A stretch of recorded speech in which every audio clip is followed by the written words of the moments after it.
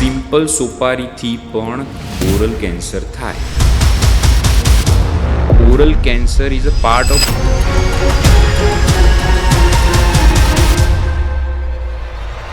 એક આર્ટિકલ વાંચ્યો હતો કે જેમાં એવું મેન્શન કરવામાં આવ્યું કે ઇન્ડિયા એ ઓરલ કેન્સર કેપિટલ બની રહ્યું છે. શું છે આની પાછળનું મુખ્ય કારણ?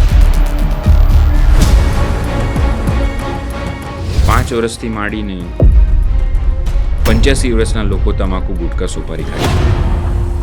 ઓરલ કેન્સરની પણ કહેવાય. ખાવાથી બધા ક્યાં મરી જાય, બરોબર? Agree. તો એની પાછળ બી કયું લોજિક હોય? કારણ કે એ વાત બી ટ્રુ છે કે દરેક જણા જેટલા બી ખાય છે એને તો કેન્સર થતું નથી. અમારી જોડે ઘણા દર્દીઓ, સર મારો ભાઈબંધ તો આટલું બધું કરે છે, હું તો કંઈ જ નથી કરતો તો બી મને થઈ ગયું. પણ ભાઈ તને 2 પણ નથી સદ્યું. 24 કલાકમાં હજારો સેલ્સ મરે છે, હજારો સેલ્સ નવા બને છે.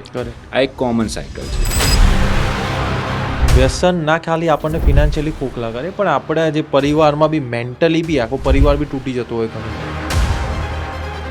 મેં ઘણા દર્દીઓ જોયા છે કે આપણા ત્યાં સર્જરીઓ ચાલતી હોય ને એમના બધા જ સગાઓ નીચે માવો ઘસતા હોય.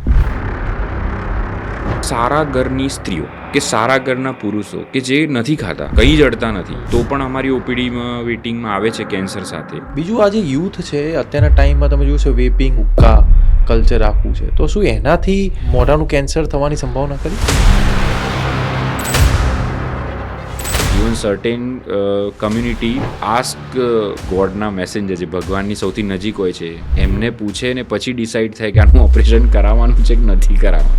Okay. ડૉક્ટર કે એટલે ના થાય. તો શું આગળનું વિઝન હિયાન્સ માટેનું? મેં કહ્યું એ જ પ્રમાણે એક ડેડિકેટેડ